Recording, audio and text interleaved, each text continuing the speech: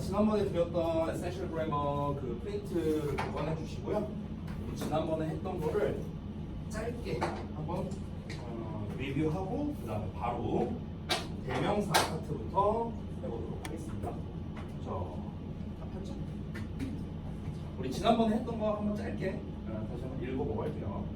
자, 영어랑 한글이 이제 언어 구조가 다르다 했는데, 이제 영어는 이제 우리가 격의 언어, 즉 위치의 언어라고 불렀고, 그다음에 한글은 조사의 언어, 은은이가 을을 이런 거를 붙이는 언어였다. 그러다 보니까 영어 같은 경우는 자리에 따라서 해석이 달라지기 때문에 자리를 잘 잡는 게 중요하다 이런 얘기를 했어요. 그래서 그 자리를 잘 잡기 위해서 우리가 품사, 성분, 형식이라는 거를 배우는 것이다. 이렇게 정리를 했습니다. 그래서 그 1단계인 품사에 대해서 먼저 우리가 배웠는데, 이 품사란 단어의 동아리다. 그래서 사자로 끝나는 말이다. 그래서 총 8개가 있는데, 그래서 일명 팔품사라고 부르고요. 명사, 대명사, 동사, 형용사, 부사, 전치사, 접속사, 감탄사까지 총 8개가 있었다. 혹시 이 8개 중에서 주요 품사 4개 기억나십니까? 뭐였지? 아니, 내 맘 대답하면 어떻게 그게 뭔지 말해봐야지. 명사, 대명사, 동사,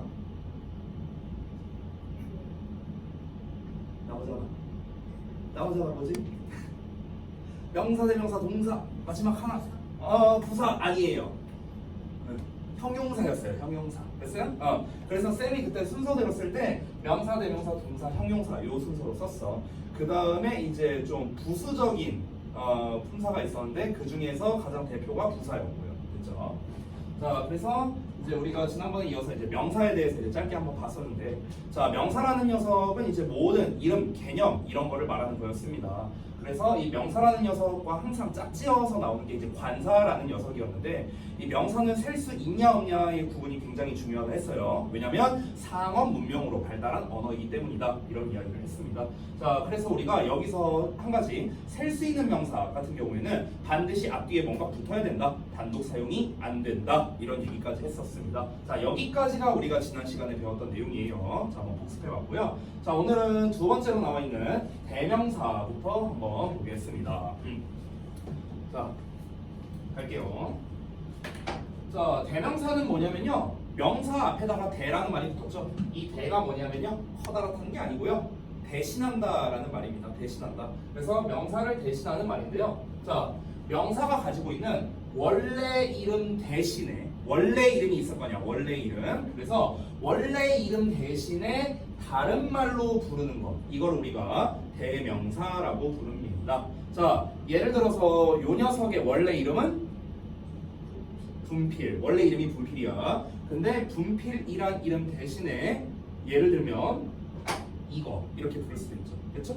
분필이란 이름 대신에 부른 거죠. 자, 우리 병주는 병주라는 이름이 있습니다. 원래 이름이 있는데 병주라는 이름 대신에 너 또는 그 사람 이런 식으로도 부를 수 있어요. 이게 바로 원래 이름 대신에 부른 대명사가 되는 거겠죠. 그래서 제가 예를 들어서 방금 전에 예시를 쓴 것처럼 이렇게 말한 것처럼 여기 써놨는데요. 자, 이렇게 펜을 가리키면서 나 그것 좀 빌려줘 라고 한다면 결국 펜이라는 원래 이름 대신에 그것이라고 부른 거니까 그것이 대명사가 되는 거고요. 내 친구 수현이를 바라보면서 너 밥 먹었어? 이렇게 말하면 수현이라는 원래 이름 대신에 너라고 불렀으니까 너도 대명사가 되는 겁니다. 됐죠? 자, 그래서 여기까지는 이제 아마 병주가 이미 잘 알고 있는 내용일 수도 있어요. 자, 기본적으로 명사와 문법적으로 똑같은 특성을 가지고 있습니다. 왜냐하면 이름에 명사가 들어가 있으니까. 근데 대명사는요, 말 그대로 명사를 대신하는 것이기 때문에 우리가 대명사를 공부할 때 가장 중요한 건 뭐냐면요, 이 대명사가 뭘 대신하냐를 잘 찾을 줄 알아야 됩니다. 그래서 여기 빈칸에 들어갈 말이 바로 그건데요. 이 대명사가 무엇을 대신하고 있지? 이거를 파악하는 게 굉장히 중요합니다. 자, 이거는 우리가 독해를 할 때 실제로 실력을 굉장히 높여줄 수 있는 영역 중 하나인데, 자, 우리말과의 또 차이점을 좀 볼게요. 한국말은요, 대명사를 별로 안 써요. 우리말은 보통 대명사가 물론 존재하지만 우리가 실제로 대화할 때는요, 생각보다 대명사를 많이 쓰지 않습니다. 그런데 영어 같은 경우는 대명사를 굉장히 많이 활용하거든요. 그러다 보니까 이 대명사가 뭘 지칭하는지를 우리가 알아야만 정확한 독해가 가능하다라는 겁니다. 자, 아래 있는 예시를 한번 볼게요. The man had dinner. Also, his sister had it and watched TV with him. 이렇게 나왔어요.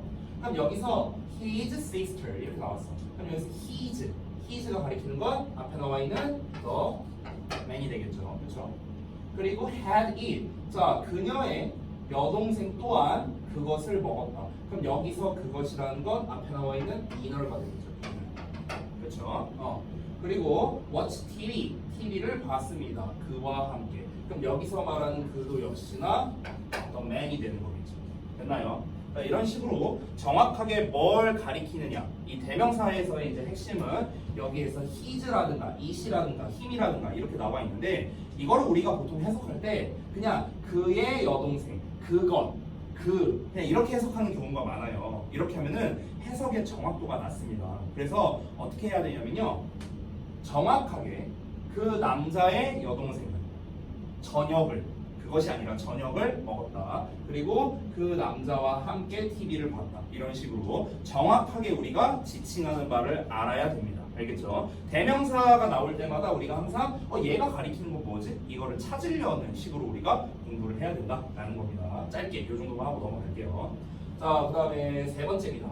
동사인데요. 별표 좀 칠게요. 자, 일단은 설명을 한번 쭉 읽어보겠습니다. 여기서 동사에서 동이라는 녀석은요, 한자로 움직일 동자예요. 그래서 움직임을 나타내는 말, 이런 뜻인데, 모든 행동이나 행위를 나타내는 말, 이걸 우리가 동사라고 합니다. 그래서 보통 우리말로는요, 뭐뭐다라고 해석이 돼요. 뭐뭐다. 자, 이 동사라는 녀석은 의사소통에서 가장 핵심적인 역할을 담당합니다. 가장 중요한 녀석이다라는 거예요. 그러니까 어느 정도냐면요, 동사만 말해도 어느 정도 소통이 가능해요. 그러니까 반대로 말하면 동사가 없으면요, 소통이 거의 불가능합니다. 소통이 불가능해요. 제가 만약에 병주한테 야, 병주 너 오늘 자, 쌤이 뭘 말하고 싶은 것 같아요? 모르죠. 동사를 말 안 했는데 내가 뭘 말할지 어떻게 알아? 야, 이 자식 너 오늘 어쩌라고? 동사를 말을 안 하니까 모르는 거야. 전달이 안 되는 거야. 됐어요? 그래서 이 소통에서 동사라는 녀석이 거의 절반 이상을 담당한다라고 해도 과언이 아닐 정도로 굉장히 중요한 품사입니다. 자, 그래서 제가 이제 전에 말했지만 명사보다는 쪽수가 적어요. 동사가. 하지만 영향력이 굉장히 큰 녀석이다. 이렇게 얘기를 했었습니다. 자, 그래서 예시를 보자면요, 나는 저녁밥을 먹었다. 이렇게 다자로 끝나죠. 그렇기 때문에 동사가 되는 거겠고요. 나는 그 애가 정직하다고 생각해. 생각해는 생각한다. 그러니까 역시나 동사가 되는 겁니다. 자, 제가 이제 방금 전에 이 동사에 대해서 좀 이렇게 강조를 많이 했는데, 보시면은, 자, 우리 이런 말이 있잖아요. 한국말은 끝까지 들어와야 한다. 이런 말 들어보셨죠? 네. 그 말이 왜 나왔냐면요, 우리말은 맨 뒤에 뭐뭐에서 뭐뭐합니다로 끝나요. 그렇죠? 우리말은 맨 뒤에 동사가 나오거든요. 그렇기 때문에 끝까지 들어보기 전까지, 즉 동사를 들어보기 전까지는 얘가 진짜로 하고 싶은 말이 뭔지 알 수 없다라는 겁니다. 그래서 한국말에서는 전달하고자 하는 바가 가장 마지막에 나온다. 즉 한국말에서는 가장 중요한 말이 맨 뒤에 나온다는 건데, 이 맨 뒤에 나오는 게 바로 동사잖아요. 그렇죠? 이렇게나 이 의사소통에서 핵심적인 역할을 담당하는 것이 동사다라는 겁니다. 자, 제가 여기다가 뭐라고 써놨냐면요, 우리가 동사만 제대로 공부해도 영어의 절반을 배웠다고 할 수 있을 정도입니다. 그 정도로 굉장히 중요합니다. 우리가 영어를 공부하면요, 여러 가지 영역이 있어요. 단어도 있고, 문법도 있고, 독해도 있고, 듣기도 있고, 여러 가지 영역이 있습니다. 근데 요 여러 가지 영역에서 우리가 동사를 빼놓고는 말할 수가 없어요. 반대로 말하면 동사만 제대로 우리가 공부해도 반은 그냥 영어의 반은 익혔다. 이 정도로 말할 정도로 굉장히 중요한 녀석이다. 자, 그래서 아래 있는 예시, 여기도 보자면 I had dinner yesterday. 내가 어제 저녁을 먹었다는데, 여기서 먹었다라는 말이 만약 없다라고 치면 어떨까요? 의사소통이 불가능합니다. 내가 어제 저녁을 이러고 끝났어. 저녁을 뭐 어쨌다고? 버렸다고? 먹었다고? 요리했다고? 어쨌다고?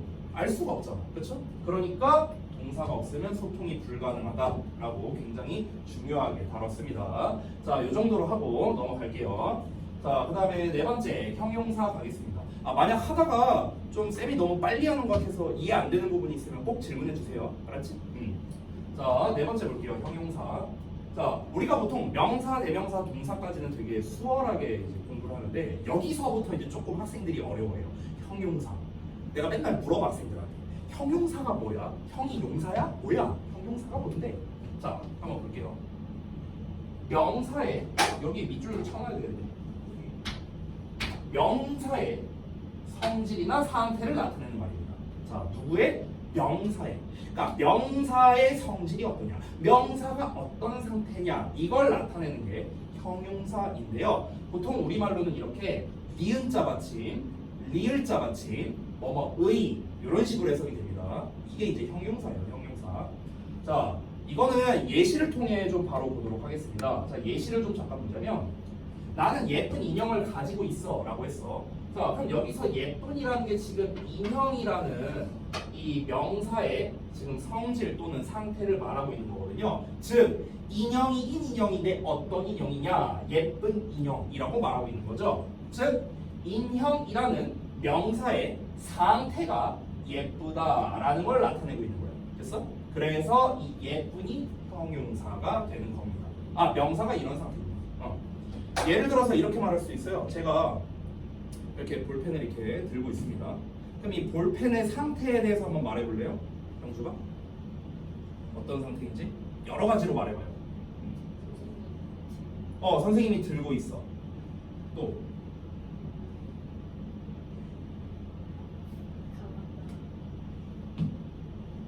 또 어떤 상태가 있지? 잘 모르겠어요? 이거밖에 없어? 얘 상태가 그거밖에 없어?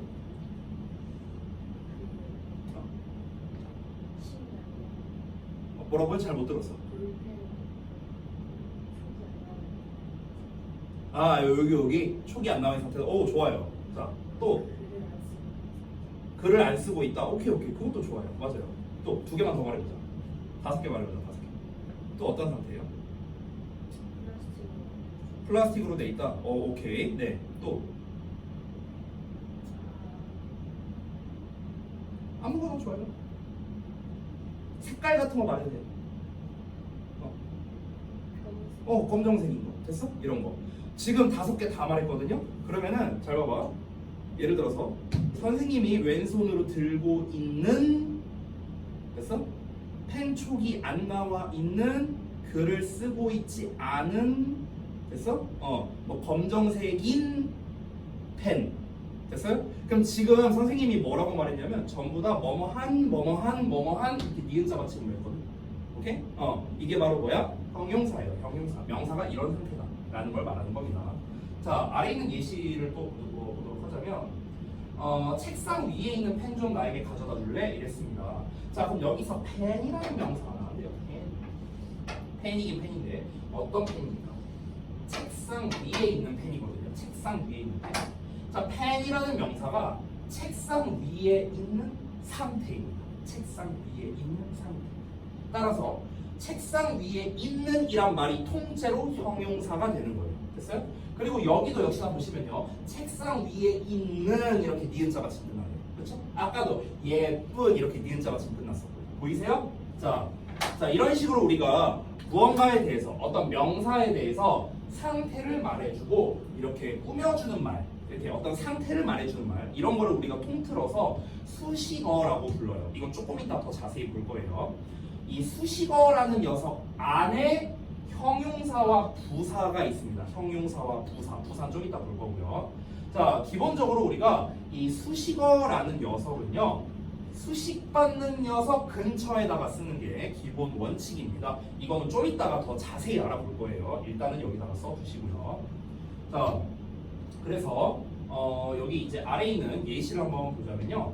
아까 위에서 우리가 썼던 예시 1, 2번 있죠. 이거를 영어로 선생님이 한번 써봤습니다. 첫 번째, I have a pretty doll. 그래서 나는 예쁜 인형을 가지고 있어. 그럼 인형이긴 인형인데 예쁜 인형이라고 이렇게 한 단어가 명사 앞에 위치해서 수식하는 거죠. 자, 이렇게 한 단어짜리는 우리가 이렇게 앞에다가 써요. 꾸며주는 말을. 자, 근데 아래 보시면 Can you give me a pen on the desk? 자, 그러면 여기서는 on the desk라는 말. 책상에 있는 펜 이렇게 되거든요. 요 덩어리가 요렇게 꾸며주는 거예요. 됐어? 자, 그래서 이번에는 어떠냐면요. 아까 pretty라는 한 단어일 때는 앞에다가 썼어요. 그렇죠? 근데 이번에는 on the desk라고 이렇게 세 단어가 나왔죠. 즉, 두 단어 이상이 나올 때는요. 명사 뒤에 위치해서 수식한다라는 이런 특징을 가지고 있습니다. 자, 영어는요. 기본적으로 앞이 긴 걸 싫어합니다. 앞이 긴 걸 싫어해서 이렇게 뒤로 보내려고 하는 속성이 있어요. 네. 이거는 왜 그런 거냐면요. 이제 짧게 그냥 말할게요. 그냥 뭐 필기 안 해도 됩니다. 지난번에 제가 짧게 그 역사에 대해서 이제 얘기를 한 적이 있었는데 우리 그 영국이 이제 영어의 시초라고 했잖아요. 그 영국의 이제 조상이 켈트족이었고요. 켈트족 같은 경우는 유목민이라고 했습니다. 계속 떠돌아다니는 사람들이에요. 그래서 이 사람들이 영어라는 언어의 조상이 켈트에서 출발하기 때문에 이 영어라는 언어는요 이동의 개념이 굉장히 중요해요. 이동의 개념. 왜냐면 계속 이동을 했던 사람들이니까. 그래서 우리말 같은 경우는 어떠냐면요 뭐뭐에서 뭐뭐에서 뭐뭐합니다라고 이렇게 동사로 끝나거든요. 우리말은. 근데 영어 같은 경우는 얘가 뭐뭐 합니다라고 동사가 먼저 나와요. 그쵸? 왜 그러냐면 이동의 개념이 중요하니까 동사를 먼저 말하는 거야. 영어라는 언어는. 그래서 이게 일단 기본입니다. 그러다 보니까 영어에서는요 이 동사를 최대한 빨리 말하고 싶어 합니다. 결론을 빨리 짓고 싶어 해요. 왜냐하면 얘가 중요한 내용이니까. 됐어요? 중요한 내용을 먼저 말하고 싶어 한다고요. 그래서 이제 우리가 만약에 앞에 있는 이제 여기에서 잠깐 보시면요 인형이라든가 펜이라든가 이런 애들이 중요한 애들인데 지금 꾸며주는 말이 한 단어면요 그냥 pretty doll이라고 해도 상관없어요. 왜냐면 doll이 금방 나오니까. 그런데 만약 꾸며주는 말이 너무 길어. 근데 이 꾸며주는 말 긴 거를 여기다가 써버리면은 진짜 중요한 말인 펜이란 단어가 너무 뒤에 나오잖아요. 그래서 이 영어에서는 긴 걸 앞에다 쓰는 걸 좋아하지 않는 거예요. 중요한 걸 빨리 말하고 싶어 하는 거야. 중요한 걸 빨리. 그래서 그렇기 때문에 기본적으로 영어는 길면 뒤로 보내버린다라는 게 기본 속성이 되겠습니다. 자, 그래서 우리가 지금까지 뭘 봤냐면은 8품사 중에 4가지 주요 품사에 대해서 알아봤습니다. 선생님, 왜 명사, 대명사, 동사, 형용사 4가지가 왜 주요 품사예요? 라고 물어본다면 그것도 좀 이따가 공개할 거예요. 이유가 있습니다. 자, 그러면 다음 넘어가서 부사 한번 보도록 할게요. 부사. 자, 여기서부터는요 부수적 품사입니다. 부수적 품사. 자, 부사. 여기 부사에서 부라는 말이 뭐냐면요 더해준다라는 말이야. 부가세 뭐 이런 말 들어보셨을 거예요. 그래서 부가적인 말 이런 뜻인데요. 제가 잠깐 하나 알려주자면 이 부사를 영어로 우리가 adverb라고 불러요. adverb 영어로. 근데 혹시 여기에 verb란 단어가 있는데 이게 혹시 뭔지 아세요? 어떻게 알았어? 이거 배운 적 있어요? 맞아요. 동사거든요. 동사. 그러면은 add는 무슨 뜻일까? add. 이게 무슨 뜻이야? 추가하다, 더하다라는 뜻이죠. 그렇죠? 그러면은 이 부사라는 말은 뭔 뜻이냐면요. 동사에다가 의미를 추가해 준다는 뜻이에요. 그래서 adverb가 되는 거거든. 그런 것처럼 기본적으로 부사는요. 동사를 꾸며주는 말이에요. 동사를 꾸며주는 가장 기본. 알겠죠? 우리가 흔히 부정문이라는 걸 쓸 때 not이라는 녀석을 붙여놓습니다. 맞죠? 이 not의 품사가 뭔지 알아? 이게 바로 부사예요. 부사. 됐어? 왜냐면은 I am not 뭐 이런 식으로 쓰잖아. 그럼 이 not이 뭐야? 이 동사 꾸며주는 거. 동사 꾸며주는 거. 됐어? 그래서 부사입니다. 부사. 자, 그래서 다시 한번 보자면 부사란 부가적인 말로서 말의 의미를 더욱 명확하게 하기 위해 사용하는 말입니다. 의미를 명확하게 하려고 쓰는 것. 이게 바로 부사입니다. 그래서 아마 여기는 배운 내용일 텐데 동사나 형용사나 부사나 문장을 수식하는 수식어입니다. 수식어. 꾸며주는 말이라는 뜻이에요. 그래서 주로 시간이나 장소, 이유, 방법 등등등을 나타내는 게 바로 부사입니다. 자, 예를 들어서 제가 이렇게 말합니다. 제가 만약에 병주한테 병주야 쌤 간다 이러고 나가버렸어. 이것만 말해도 일단 전달은 돼요. 전달은 돼. 뭔 말인지 알아먹을 수 있잖아. 근데 이제 여기에서 병주가 생각할 수 있습니다. 쌤이 왜 갑자기 나가지? 이런 생각을 할 수도 있고요. 쌤 어디로 가시는 거지? 이런 걸 궁금할 수도 있고요. 됐어요? 자, 그러면은 방금 전에 말한 선생님이 왜 나가는 걸까? 이유가 뭘까? 장소, 선생님이 어디로 가는 걸까? 이런 것들에 대해서 궁금해할 수 있죠. 이런 게 뭡니까? 다 부사예요. 부사. 됐어? 그래서 제가 만약에 이거 나 간다 이 말만으로도 전달이 되지만 이 말만으로는 정확한 전달이 안 되니까 정확하게 말하려고 이제 하나씩 넣어주는 거예요. 추가로 넣어주는 겁니다. 예를 들면은 쌤 지금 간다. 그럼 지금이라는 말이 부사입니다. 시간이거든요. 쌤 지금 상담실로 간다. 그러면은 상담실로 장소를 말했네요. 그럼 상담실로 이것도 부사고요. 그럼 이제 이유를 말합니다. 선생님 지금 상담 오셔서 학부모님 상담 오셔서 상담하러 간다. 상담실로 간다. 그럼 상담을 오셨기 때문에 이유가 되는 거고요. 어떻게 갈 거냐? 백스텝으로 간다. 방법. 됐어? 이런 식으로. 이런 것들이 다 뭡니까? 상세하게 전달하기 위해서 쓴 말들입니다. 이런 걸 이제 우리가 부사라고 합니다. 자, 여기에 이제 제가 이렇게 예시를 써놨는데요. 예시를 한번 볼게요.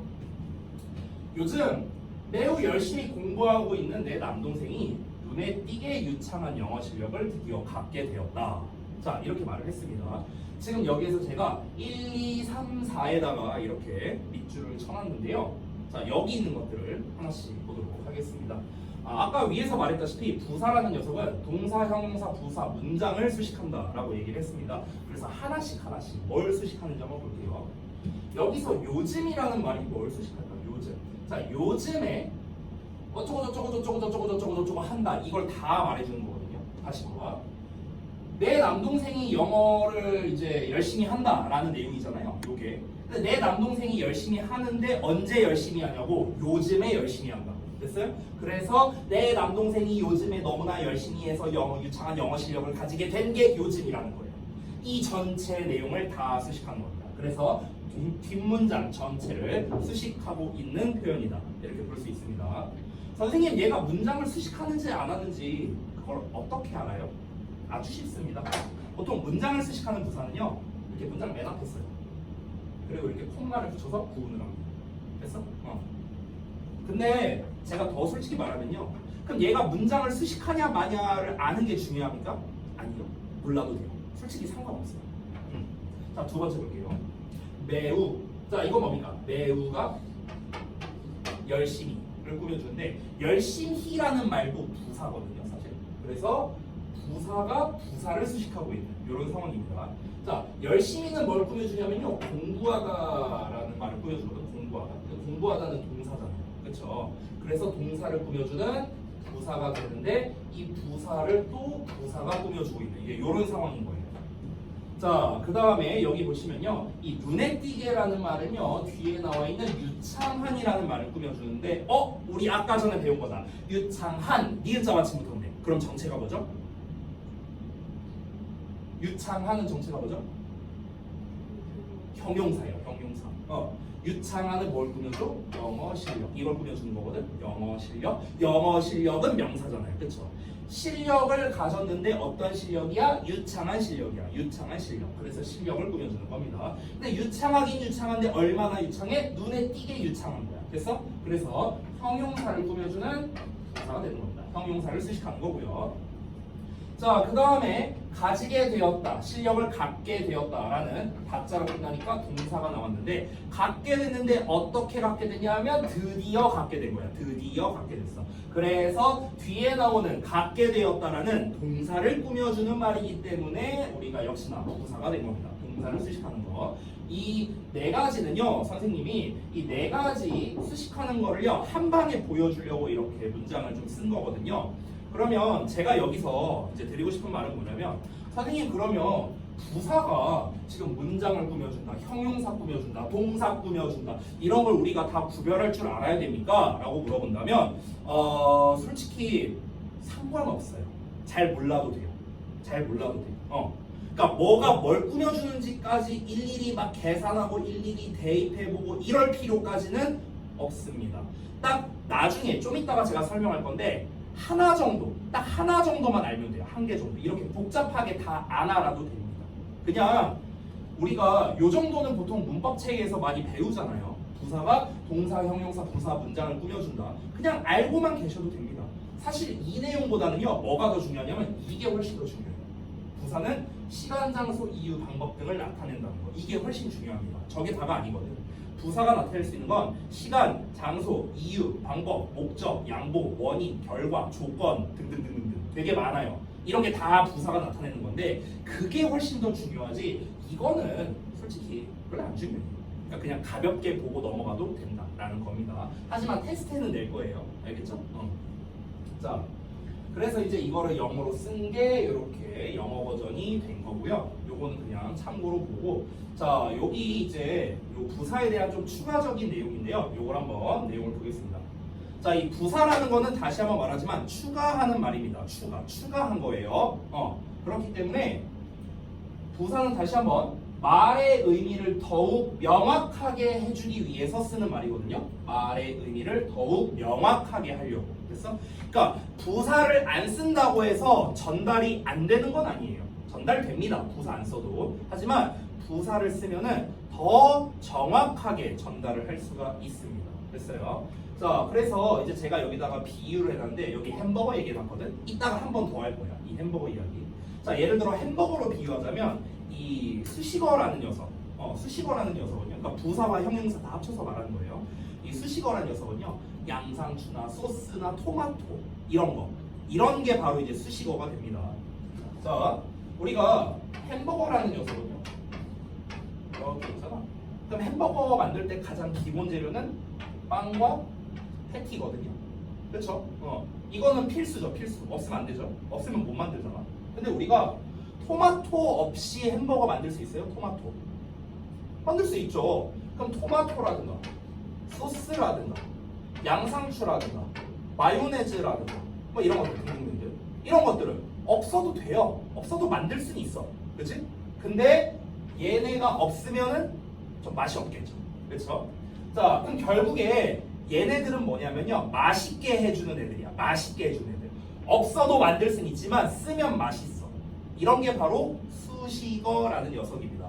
정리하자면 수식어 없이도 문장 만들 수 있어. 햄버거 만들 수 있어. 근데 수식어가 없으면 문장이 맛이 없어.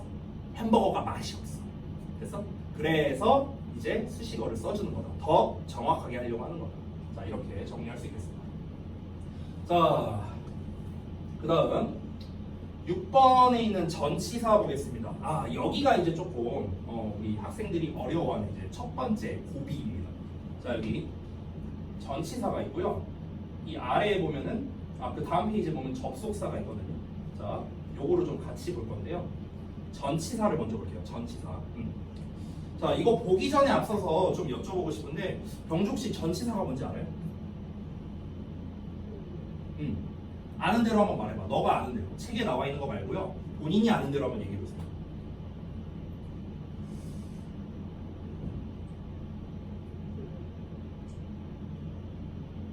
그러니까 아무거나 좋아해. 너가 알고 있는 전치사 아무거나.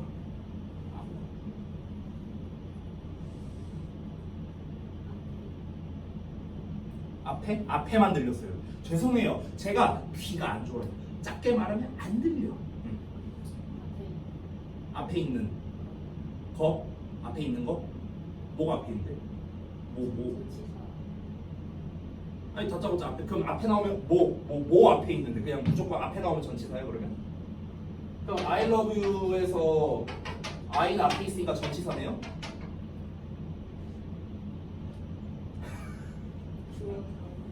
주어 다음에 있는 거? 그럼 I love you에서 I가 주어니까 그럼 얘가 전치사네요?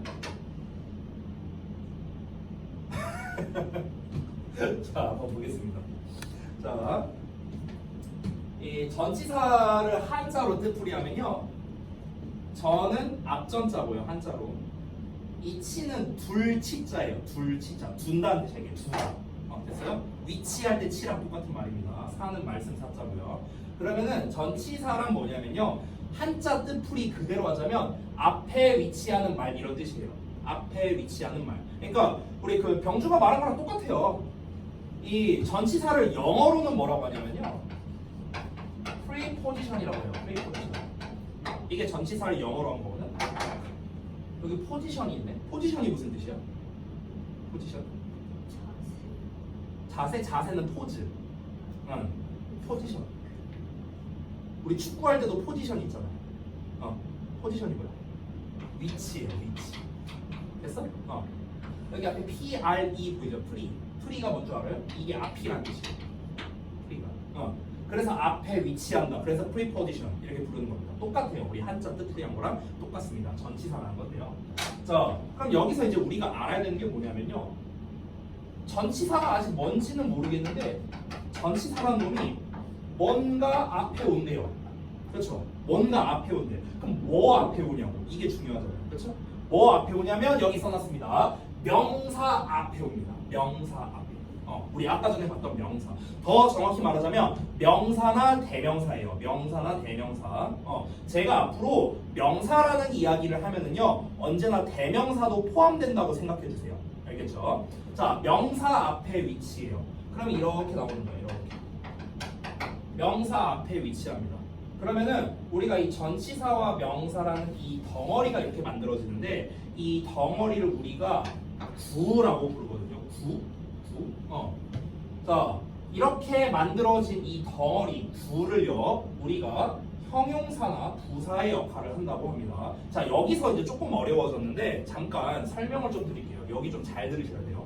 제가 참고로 이 전치사, 이 구에 대한 설명 이런 거 있잖아. 이거 지난 시간 아니 바로 어제예요. 어제 제가 고2 형 누나들 수업할 때도 이거 얘기했어요. 됐어? 그만큼 중요한 거거든. 잘 봐봐. 여기서 제가 잠깐 언어의 단위라는 말을 써놨거든요. 요거를 좀 잠깐 볼게요.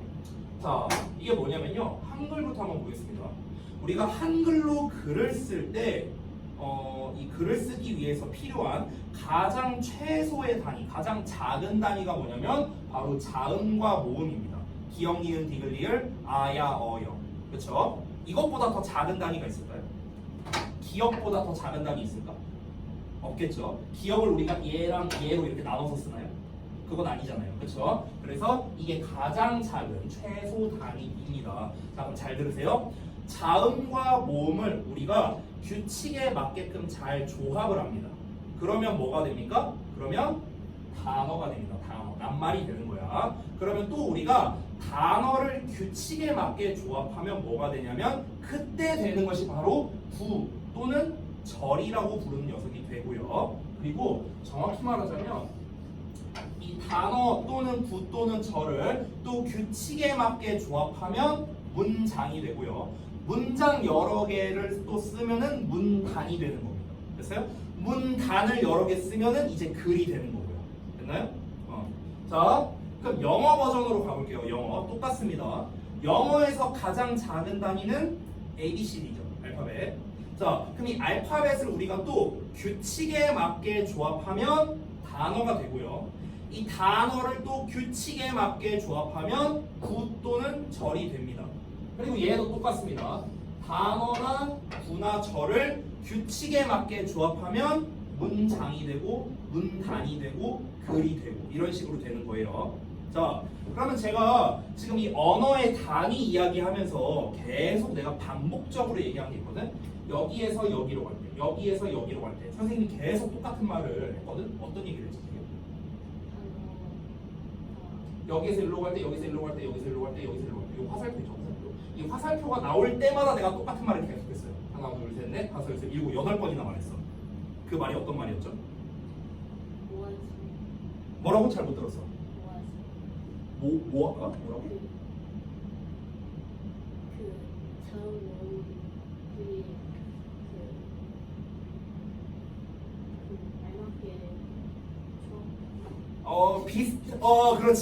그렇지. 그 말이 나왔어요. 네.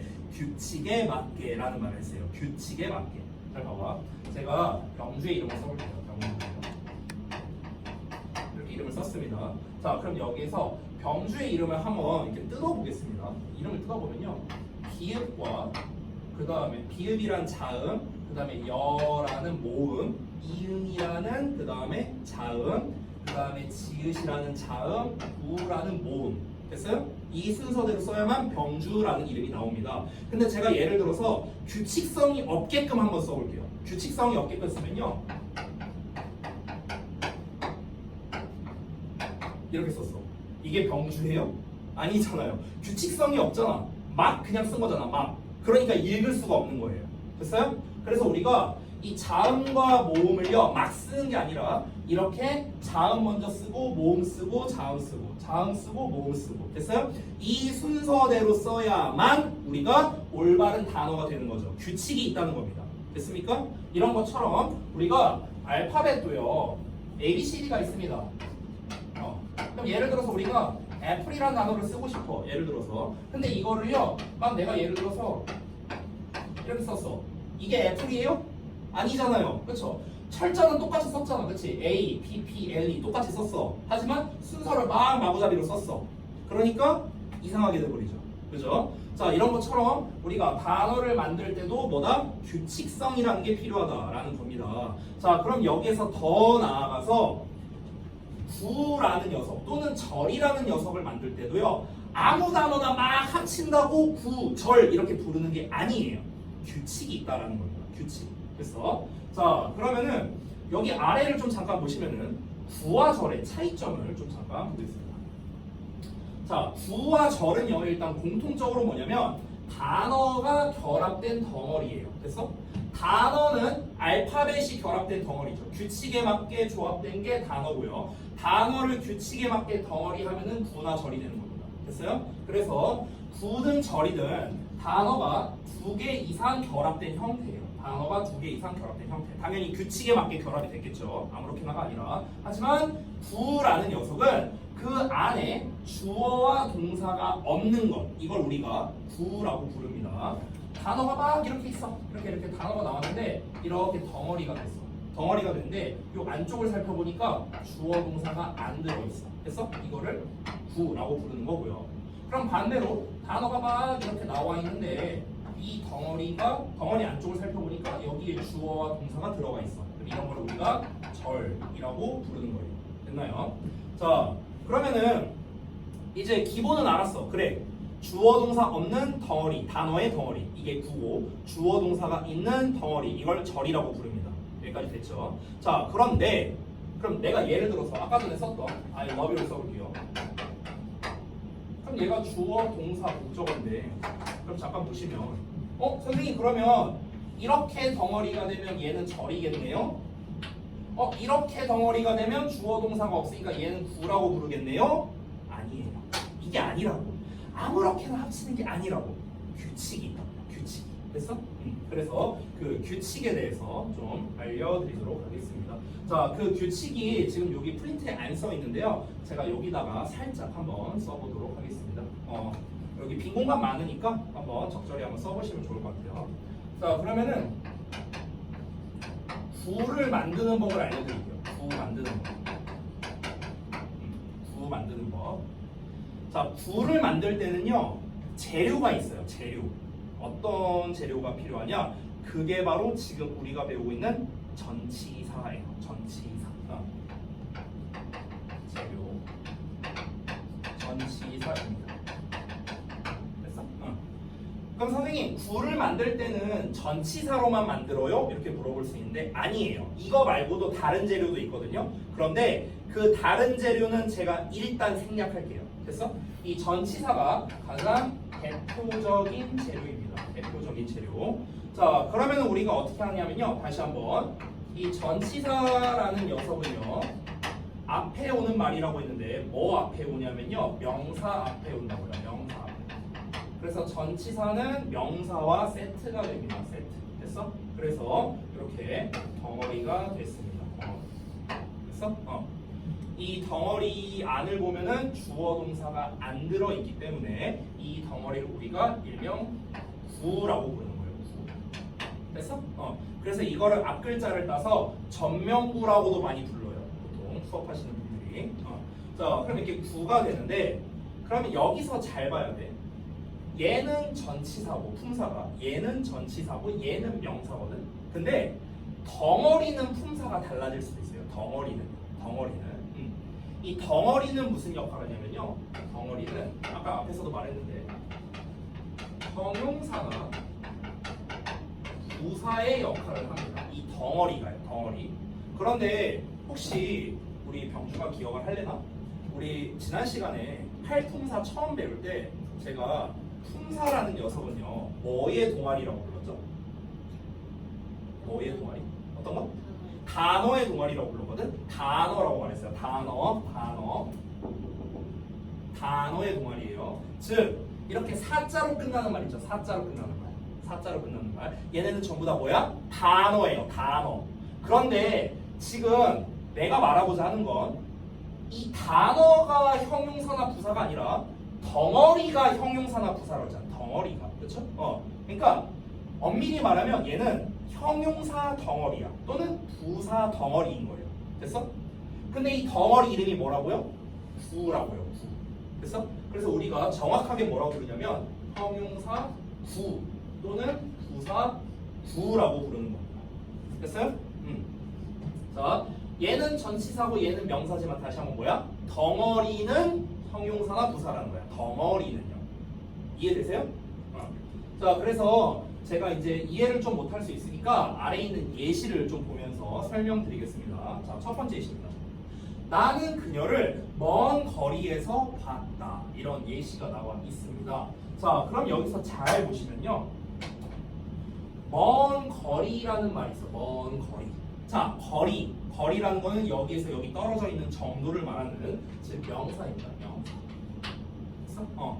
근데 여기서 에서라는 말이 보여요. 에서. 이 에서가 뭐냐면은 전치사예요. 그래서 에서. 근데 봐봐. 영어에서는요. 이 전치사가 명사 앞에 나왔었죠. 영어에서는. 근데 우리말에는 어때요? 전치사가 뒤에 나오네요. 그렇죠? 에서 먼거리 이렇지 않잖아요. 우리말에는.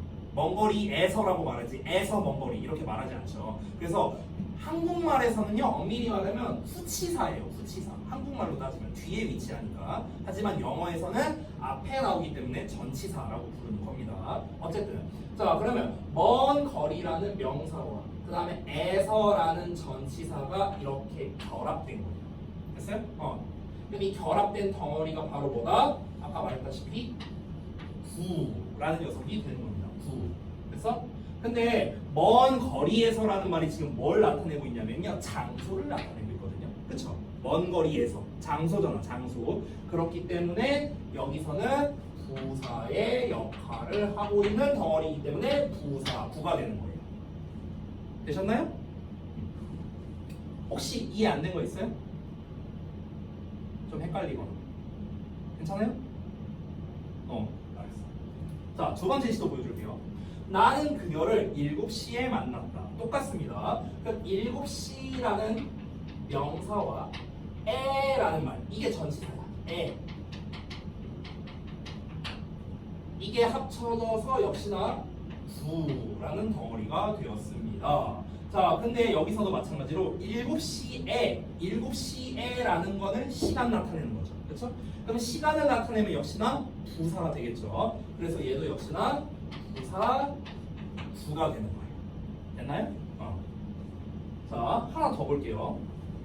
탁자에 있는 콜라는 내 것이다. 이렇게 말했습니다. 자, 그럼 잘 봐요. 탁자라는 명사가 있는데요. 에 있는이란 말이 나왔어. 에 있는. 이게 전치사거든요. 이게 전치사. 그럼 이렇게 합쳐졌어. 그래서 뭐가 됐다?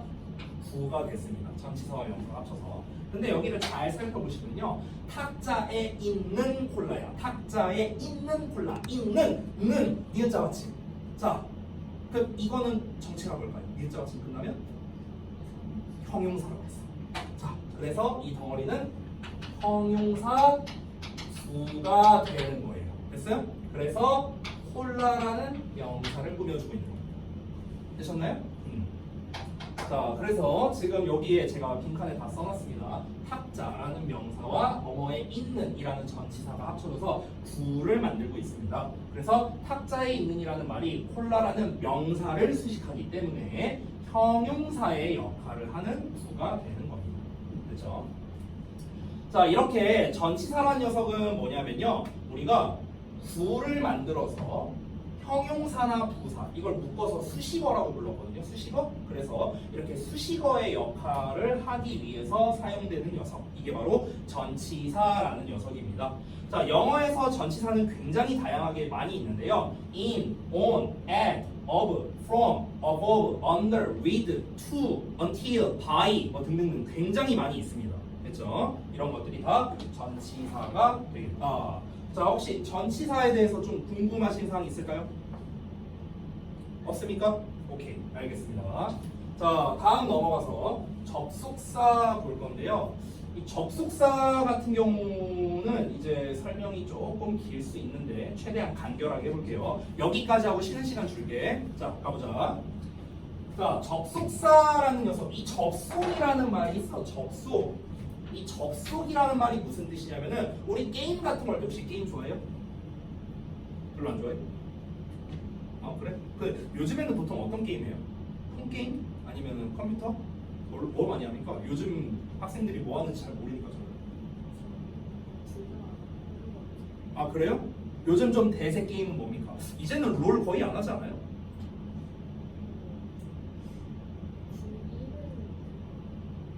중1은 별로 안 한다고요? 아, 롤을 별로 안 한다고? 그럼 뭐 많이 하나? 발로란트? 뭐 이런 거 많이 하나?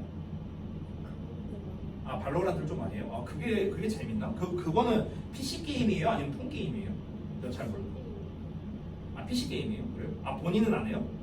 아, 그래요? 그럼 병주는 게임 자체를 잘 안 합니까? 뭐 하는데요? 아, 궁금해서 물어본 거예요. 왜 말할 수 없는 게임이요? 불법 게임이에요?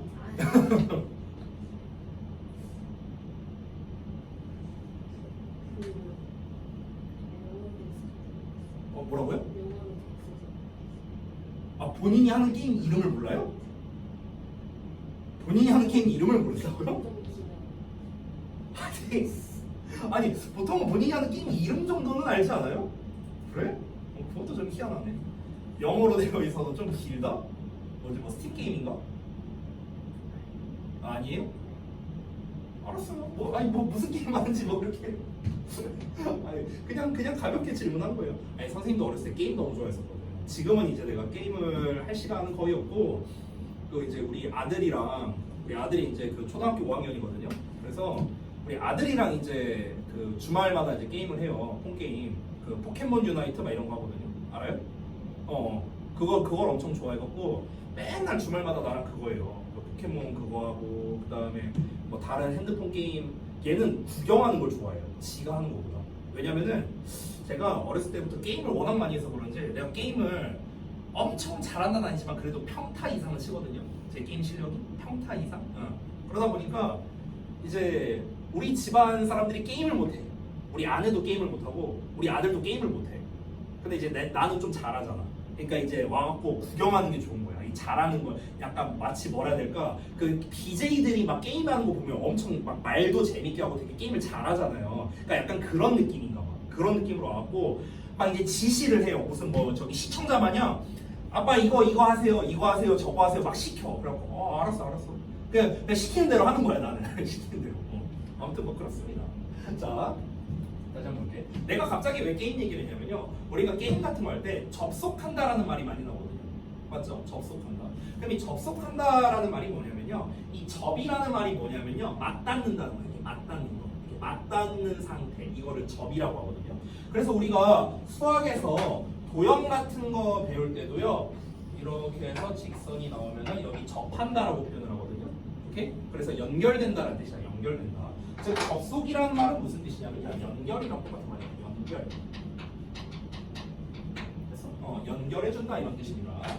자, 그래서 접속사란 단어와 단어, 구와 구, 절과 절, 문장과 문장을 연결해 주거나 아니면 주어 동사 앞에 위치해서 절을 만드는 역할을 한다. 이렇게 나왔습니다. 아까 전에 제가 구 만드는 법 해갖고 대표 재료 전치사를 가지고 있었죠. 자, 잠깐 미리 한번 좀 써볼게요. 이번에는 절 만드는 법 좀 잠깐 볼게요. 절 만드는 법.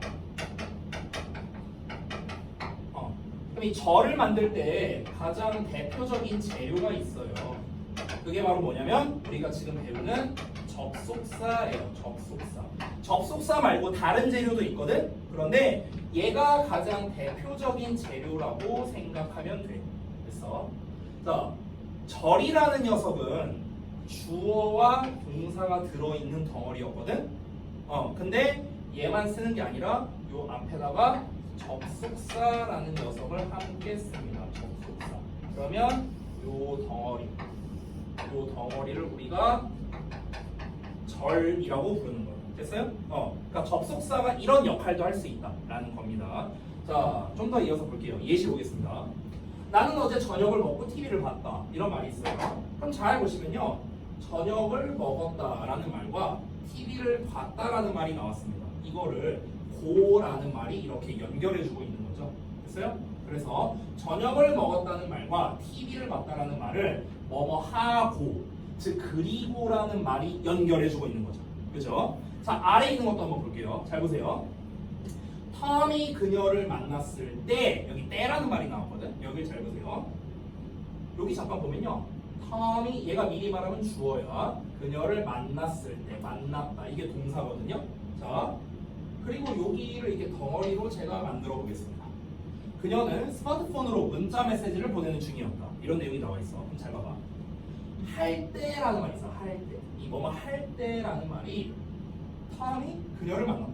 텀이 그녀를 만났다라는 이 주어 동사와 결합됐습니다. 이 주어 동사와 때라는 말이 결합된 거야. 때라는 말.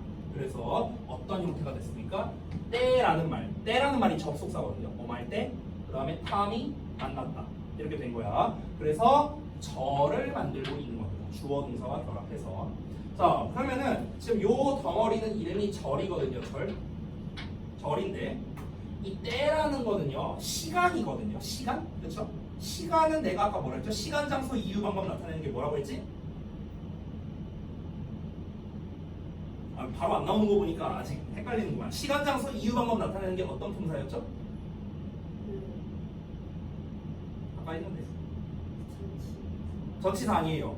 전치사는 명사와 결합돼서 부를 만드는 거고요.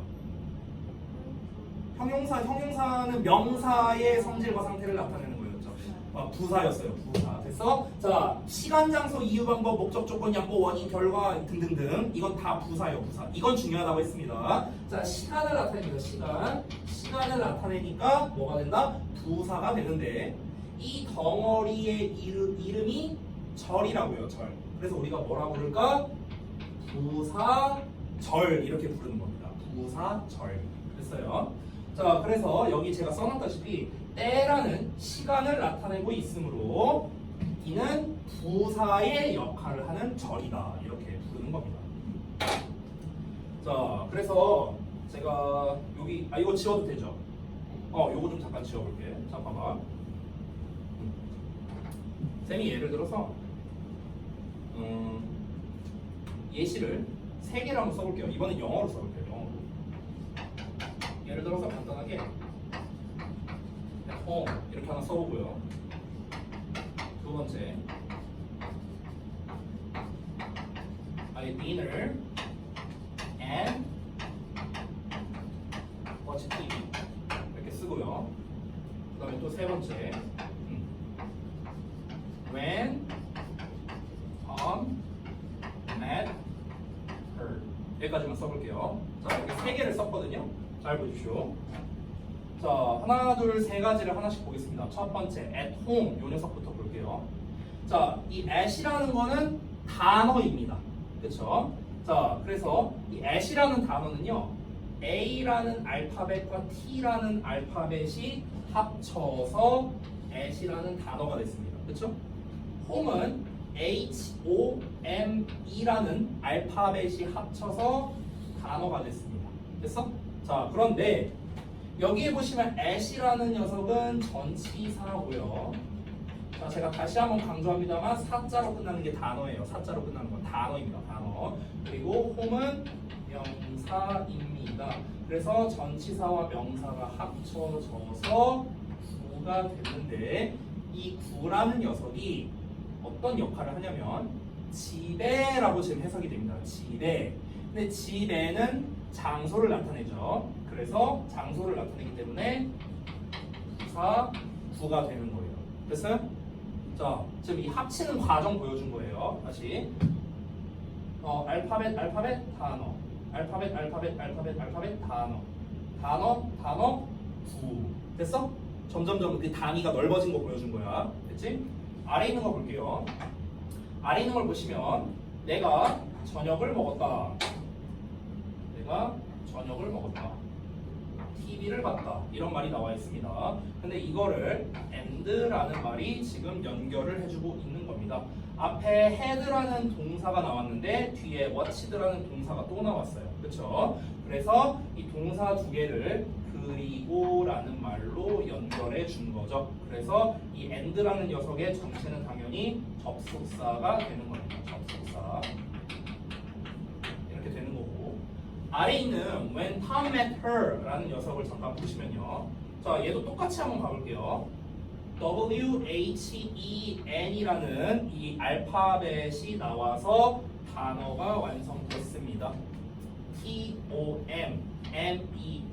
TOMMETHER 이라는 각각의 이 알파벳이 합쳐서 각각 단어가 완성됐어요. 됐어? 자, 알파벳이 규칙에 맞게 합성돼서 단어 됐죠? 자, 그 다음에 요 단어를 봤는데 여기 잘 보시면요. 여기 턴은 주어고요. met은 동사예요. 됐어? 앞에 있는 when이라는 녀석은 접속사입니다. 얘가 접속사. 자, 그래서 뭐가 되냐면은 덩어리가 만들어졌습니다. 역시나 덩어리가.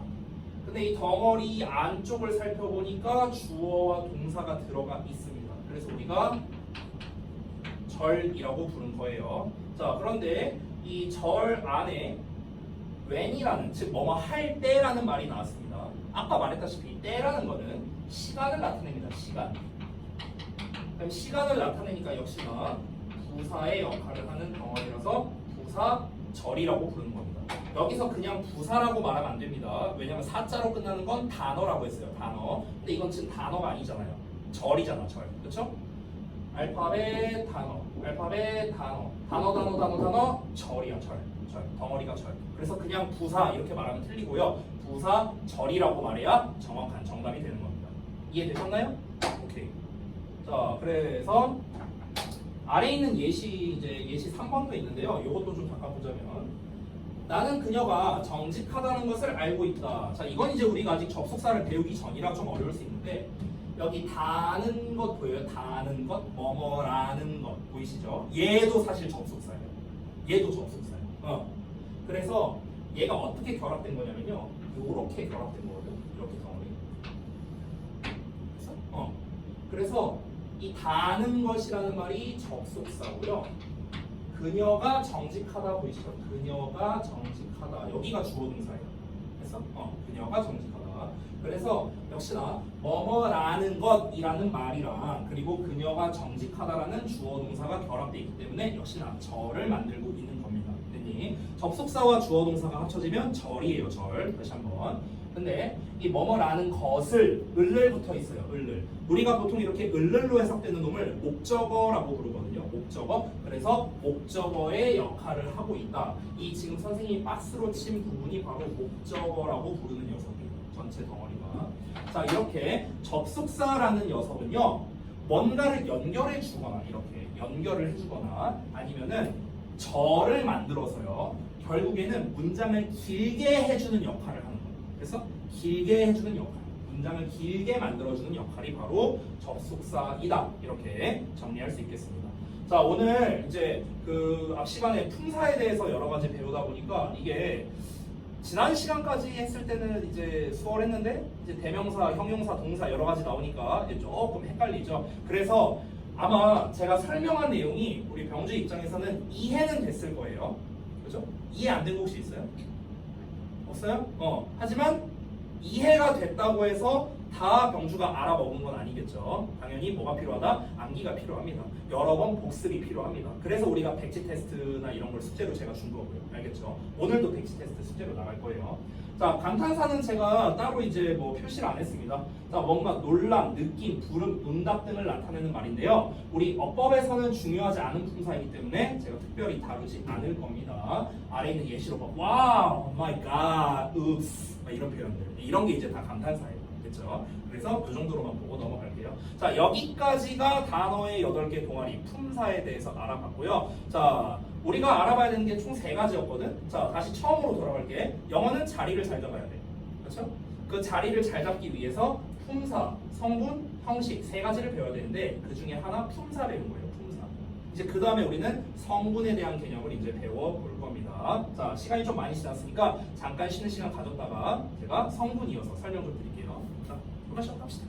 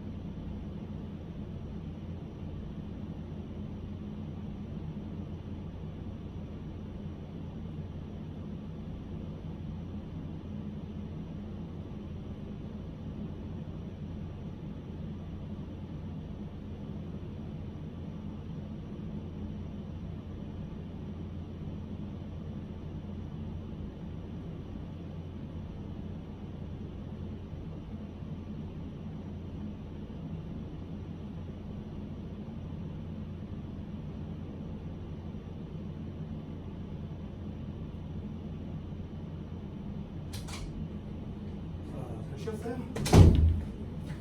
자, 그러면은 우리 그다음 거 한번 이어서 보겠습니다.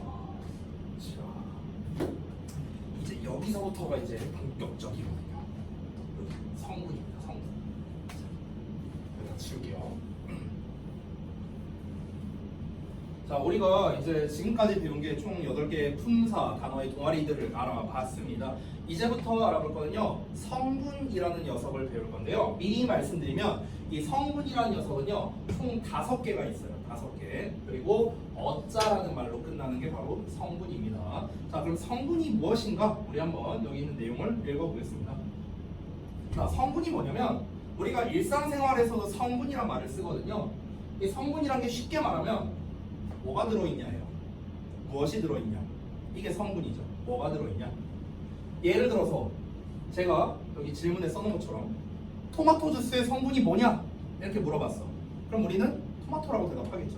그죠? 이런 것처럼 결국 토마토 주스에 뭐가 들어있냐? 이거랑 똑같은 말이잖아. 성분이란 말. 그러면 우리가 영어에서 말하는 성분이란 건 뭐냐면요, 영어 문장에 뭐가 들어있냐예요. 문장에 뭐가 들어있냐? 이게 바로 성분이란 개념입니다. 자, 그래서 성분이란 녀석은요, 단어뿐만 아니라 아까 우리가 배웠던 구와 절로도 이 성분을 만들 수가 있습니다. 됐나요? 자, 그래서 이 품사와 성분 간의 이제 관계를 좀 잠깐 제가 말하자면요, 품사는 이렇게 생각하면 돼요. 여기다 살짝 쓸게요. 품사를요, 사람이라고 생각한다면요, 그러면 성분이라는 녀석은요, 직업이라고 생각하면 편하거든요. 이렇게 생각하면 편해요. 그러니까 사람이 총 8명이 있어. 8품사 8명의 사람이 있는데 이 각 사람이 어떤 직업을 가질 수 있느냐라는 거, 어떤 역할을 할 수 있느냐라는 거, 이게 바로 성분이라는 개념이다. 이렇게 생각하시면 되겠습니다. 자, 방금 말했다시피 영어에서의 성분은요, 5개로 있거든요. 5개로 이루어져 있고요. 반대로 말하면 이 영어 문장에 존재하는 거는 이 5개의 성분을 제외하고는 없다라고 생각하셔도 됩니다. 그렇죠? 자, 그래서 이렇게 어자로 끝나는 녀석들, 이거를 하나씩 한번 살펴보겠습니다. 자, 첫 번째 볼게요. 주어입니다. 우리가 일명 S라고 쓰는데 이 S는 subject라는 뜻입니다. subject. 주어라고 하고요. 그래서 앞으로 이제 주어는 제가 S라고 이렇게 쓸 겁니다. 자, 주어는 뭐냐면요, 쉽게 말하면 행동을 누가 하느냐, 이게 주어예요. 행동을 누가 하느냐, 이게 바로 주어입니다. 자, 우리말로는 보통 해석할 때 은는이가로 해석을 많이 하죠. 은는이가 이렇게 붙여갖고. 됐어요? 자, 그래서 행동을 누가 하느냐, 행동의 대상, 행동의 주체입니다. 주체. 아래 있는 예시를 보자면요. 자, Camoli is a small fishing village in Italy. 이렇게 돼 있어요. 자, 그럼 여기 앞에다가 이 Camoli를 해석할 때 그냥 Camoli 이렇게 해석하는 게 아니라 Camoli는이라고 붙어 있죠. 는. 왜냐면은 주어이기 때문에 그렇습니다. 그렇죠? 자, 그래서 이 Camoli가 is라는 행위, 즉 동사의 주체로 쓰여서 Camoli는으로 해석이 되고 있죠. 그렇기 때문에 주어로 쓰였다, 이렇게 볼 수가 있는 겁니다. 여기서 한 가지를 제가 좀 추가로 쓰자면요, 주어라는 녀석은요 항상 동사 앞에 위치한다 라는 거, 이거를 좀 기억해 주세요. 주어는 동사 앞에 위치한다. 우리 내가 계속 똑같은 얘기 할 건데 영어는 뭐가 중요하다? 자리가 중요하다고 했어요. 자리, 위치가 중요하다고 했습니다. 그래서 지금 자리를 말한 거예요. 주어는 동사 앞에다가 쓰는 거다. 자, 그 다음에 서술어입니다. 얘도 어자로 끝나죠. 근데 우리가 이 서술어라는 역할을 할 수 있는, 이 서술어라는 직업을 가질 수 있는 사람은 동사밖에 없거든. 그래서 우리가 편의상 동사라고 말하는 경우가 훨씬 더 많아요. 됐어요? 원래 정식 명칭은 서술어예요. 하지만 편의상 주어, 동사 이렇게 우리가 얘기를 합니다. 그래서 동사는 V인데 아까 제가 잠깐 말했다시피 verb라고 씁니다. verb. 그래서 동사. 자, 동사라는 거 우리 아까 전에 했던 거랑 똑같은 내용입니다. 모든 행동이나 행위를 나타내는 말로서 뭐뭐다라고 해석이 되고요. 의사소통에서 가장 핵심적인 역할을 담당한다는, 즉 위에 우리가 품사에서 말했던 내용과 똑같습니다. Only about 7,000 people live there. 자, 약 7,000명만이 그곳에서 살고 있다. 살고 있다. 이렇게 다자로 끝나죠. 7,000명의 사람들이라는 주체가 그곳에서 살고 있다는 행위를 나타내고 있죠. 그래서 살고 있다라고 해석이 되는 거는 동사가 되는 겁니다. 됐나요? 자, 바로 넘어갈게요. 세 번째, 목적어입니다. 자, 목적어는 우리가 o라고 쓰는데요. 이거는 object라고 합니다. object. object는 원래 무슨 뜻이냐면 대상이라는 뜻이 있어요. 대상. 자, 이거는 뭐냐? 서술어의 목표라고 써놨습니다. 아까 이 주어 있죠, 주어. 주어와 반대되는 개념인데요. 주어는 뭐였습니까? 행동을 누가 하냐였어요. 누가 하냐. 목적어는 행동을 누가 당하느냐입니다. 행동을 누가 당하는가. 이게 바로 목적어의 개념입니다. 그래서 우리말로 보통 해석할 때는요. 뭐뭐을을 에게 이런 식으로 해석이 됩니다. 뭐뭐을, 뭐뭐를, 뭐뭐에게 이런 식으로 해석이 됩니다. 자, 역시나 아래 있는 예시를 보자면요.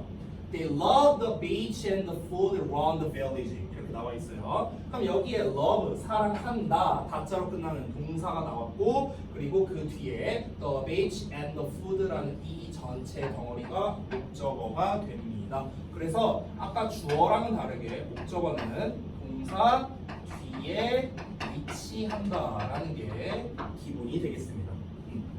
자, 그래서 love라는 사랑하다의 대상, 이 사랑, 누구를 사랑하는데 그 대상이 해변과 음식이죠. 그래서 해변과 음식이 목적어로 쓰인 거고요. 해석할 때도 보시면 해변과 음식을이라고 나와 있습니다. 보이시죠? 그래서 목적어가 된 거예요. 여기 빈칸 다 쓰셨죠? 넘어가도 됩니다. 넘어가도 되겠죠? 자, 그 다음에 네 번째 보어입니다. 이 학생들이 보어를 정말 잘 모르거든요.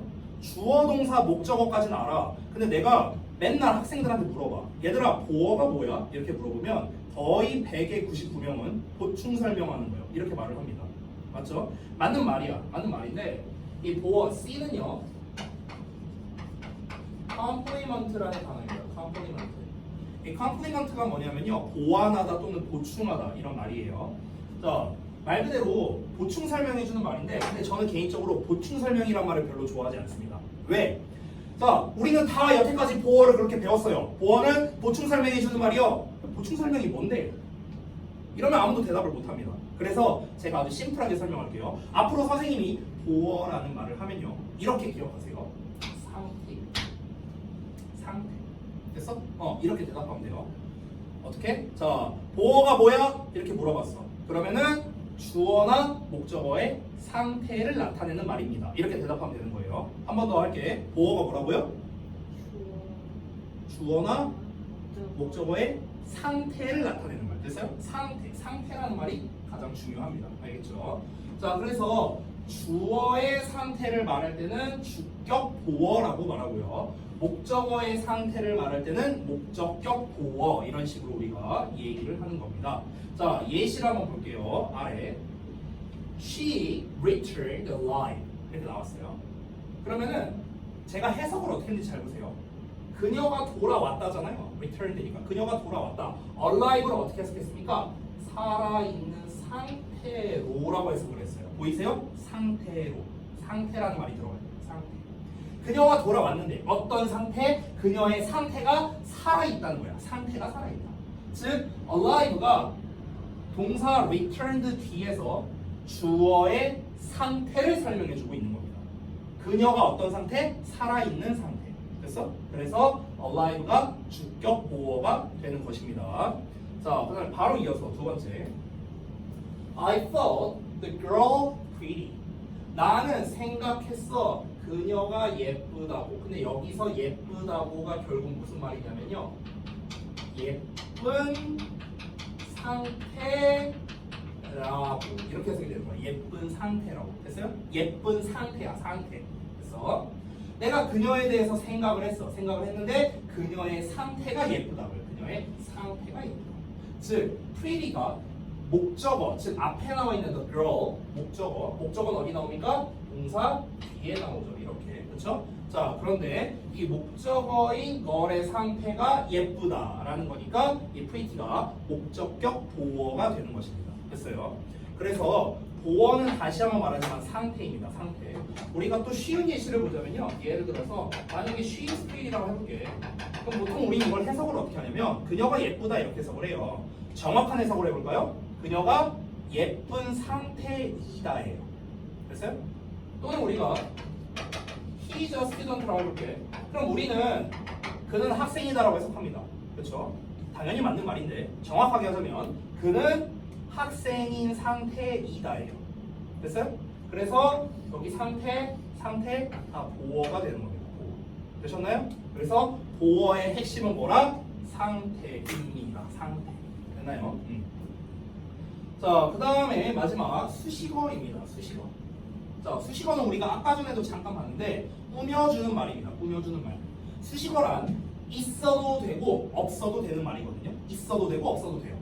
그런데 수식어를 사용함으로써 더욱 정확한 의미를 전달할 수 있다는 겁니다. 더욱 정확한 의미 전달을 할 수 있다. 정확하게 의미 전달이 가능하다. 이게 바로 수식어가 하는 역할인데요. 아래 있는 예시를 보자면 I met a pretty girl. 여기서 pretty 있죠. 이거 없어도 돼요. 없어도 되는 말이야. 없어도 되는 말. I met a girl. 내가 한 소녀를 만났다. 전달돼요. 전달되는데 소년인데 어떤 소년이냐면 예쁜 소녀거든요. 됐어요? 그래서 pretty라는 형용사가 명사 girl을 수식하고 있는 겁니다. pretty를 빼더라도 말 전달이 되죠. 나는 소녀를 만났다. 라고 문장이 완성되지만 이 pretty를 사용함으로써 더 명확하고 구체적이고 다채롭게 내용을 전달할 수가 있는 겁니다. 자, 그래서 우리가 이렇게 수식어까지 알아봤는데요. 자, 그러면 이제 성분까지 다 봤습니다. 혹시 이해 안 된 거 있을까요? 없으세요? 자, 그러면 이제 그 다음 페이지 품사와 성분과의 관계 여기를 볼 건데요. 여기는요, 제가 원래 이런 거 별표 잘 안 치거든요. 근데 여기는요, 별표를 3개 칩니다. 너무 중요해서 그렇습니다. 자, 너무 중요해서. 자, 품사와 성분 사이에는요, 영문법에서 아주 중요한 관계가 존재합니다.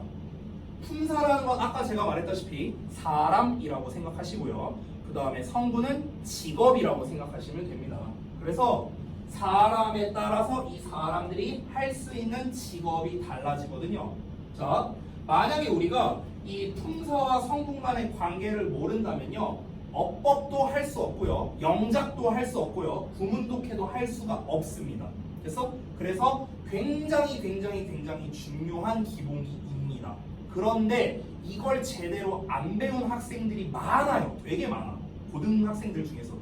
그래서 내가 맨날 물어봐. 형용사가 무슨 역할하냐 이렇게 물어봐. 그러면 애들이 대답하는 건 맨날 명사 꾸며줘요. 이거밖에 말을 못해요. 됐어? 그렇게밖에 말을 못하는 이유가 이 품사와 성분 간의 관계를 제대로 학습하지 않아서 그런 겁니다. 자, 그래서 여기에다가 제가 이렇게 품사와 성분 간의 관계를 이렇게 표시를 해놨는데요. 자, 요거를 좀 한번 보도록 하겠습니다. 자, 아까 전에 선생님이 지난 시간에 이 명사라는 녀석이 가장 쪽수가 많다라고 했습니다. 그래서 이 명사라는 녀석은요, 다재다능합니다. 여러 직업의 역할을 할 수 있어요. 그래서 이 명사, 대명사도 포함입니다. 명사는요, 주어, 그 다음에 목적어, 보어 역할이 다 가능한 겁니다. 주, 목, 보. 자, 그래서 내가 앞으로 만약에 영주한테 자, 명사가 무슨 역할 하지? 이렇게 물어보면 주, 목, 보여 이렇게 대답하면 되는 거야. 주, 목, 보. 주목, 보. 주목, 보. 주어, 목적어, 보. 됐어요? 이렇게 3가지 역할을 합니다. 여러 직업 역할을 할 수 있고요. 자, 그 다음에 동사입니다. 동사는 당연히 서술어의 역할을 하겠죠. 그래서 서술어는 동사이다. 아까 전에도 얘기했습니다. 자, 그 다음에 형용사. 형용사가 문장에서 하는 역할, 어떤 직업을 가질 수 있냐면 얘는 보어와 수식어. 이 2가지의 역할을 할 수 있습니다. 보어, 수식어. 그래서 우리가 맨날 내가 이제 이렇게 질문하면은 형용사가 무슨 역할을 하냐? 그러면 2가지로 대답하는 거야. 명사를 수식한다. 또는 보어 역할한다. 이 2개를 말해야 되는 거야. 항상 학생들이 명사 꾸며준다밖에 몰라. 보어를 얘기 안 해요. 맨날 몰라. 그래서 형용사는 2가지의 역할을 한다. 보어, 수식어. 됐죠? 자, 마지막으로 부사라는 녀석은 수식어의 역할만을 합니다. 됐나요? 자, 이렇게 이제 관계도가 끝났는데요. 자, 우리가 지난 시간에 필기했던 내용을 연결해서 한번 보겠습니다. 잘 기억해봐. 지난 시간에 선생님이요, 뭐라고 말했냐면 명사, 대명사, 동사, 형용사에서 반띵했었습니다. 이렇게 기억나세요?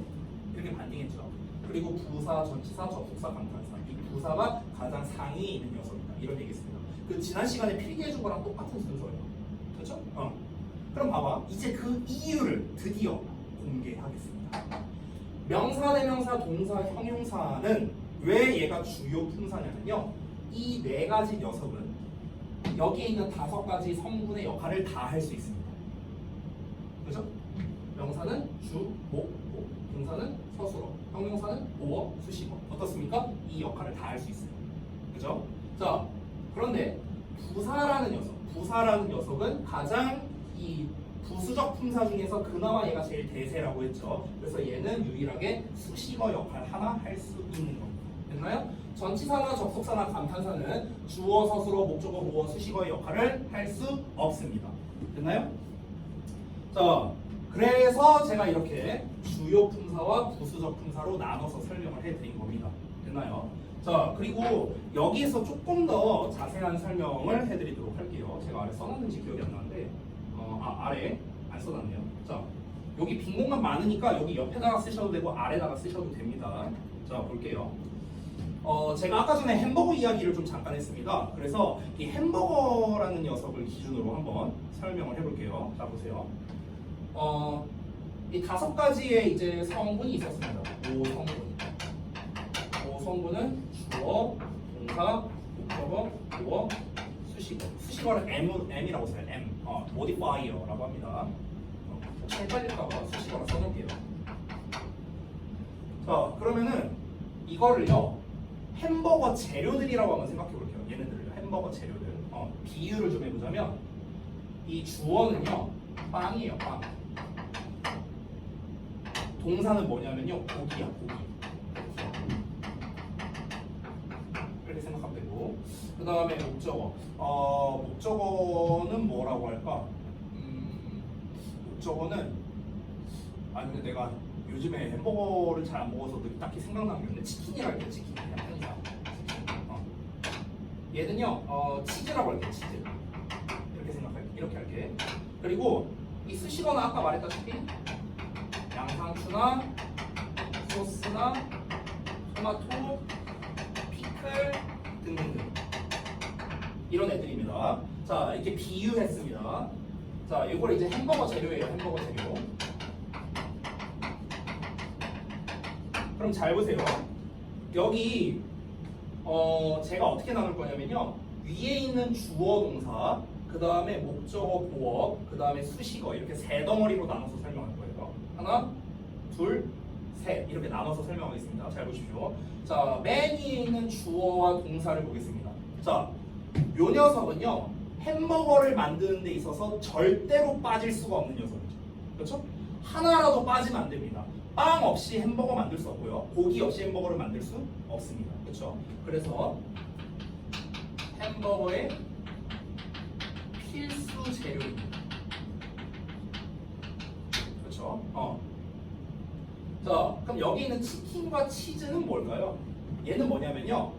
특정 햄버거의 필수 재료예요. 특정 햄버거의 필수 재료. 됐어요?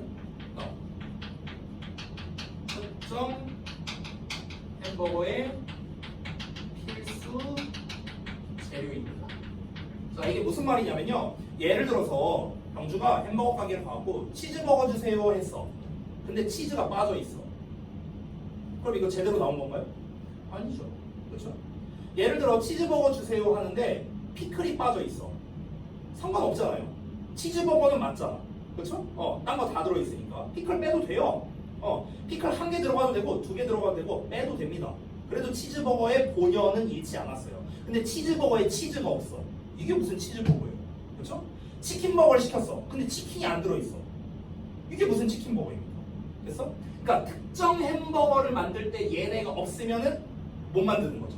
그러니까 특정 햄버거의 필수 재료라 생각합니다. 됐니? 얘는 모든 햄버거의 필수 재료. 모든 햄버거. 얘는 특정 햄버거의 필수 재료. 됐어? 그럼 맨 아래 나와 있는 수식어는 뭡니까?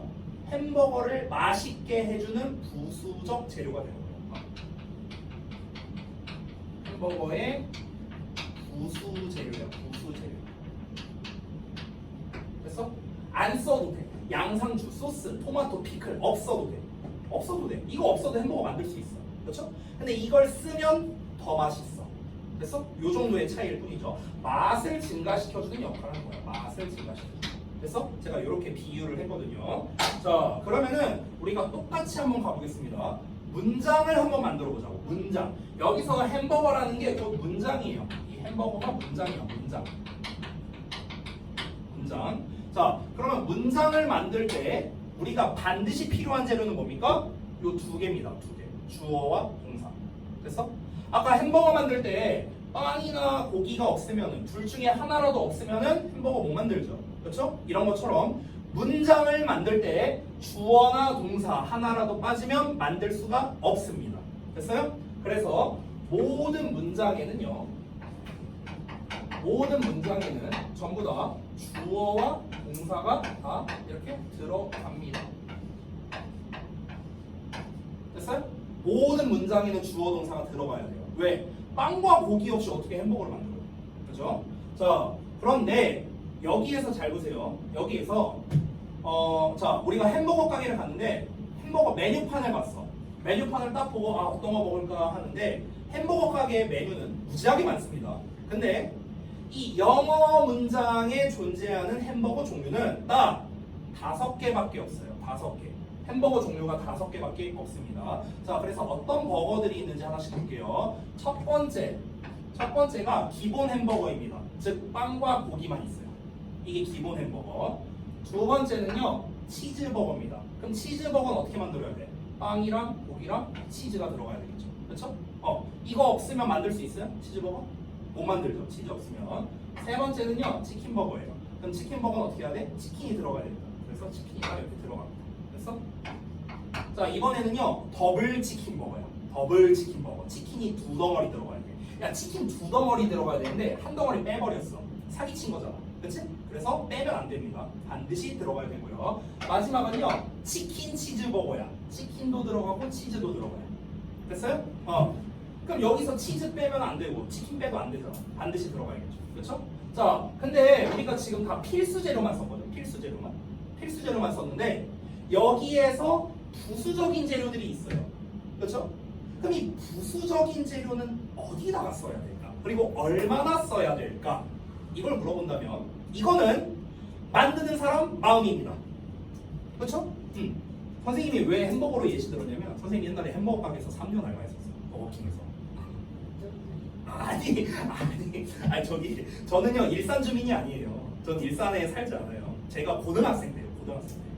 2004년이거든요. 제가 2004년이 제가 고등학생이었는데 그때 이제 그 버거킹에서 그때 저기 서울에 방배동이라고 있어요.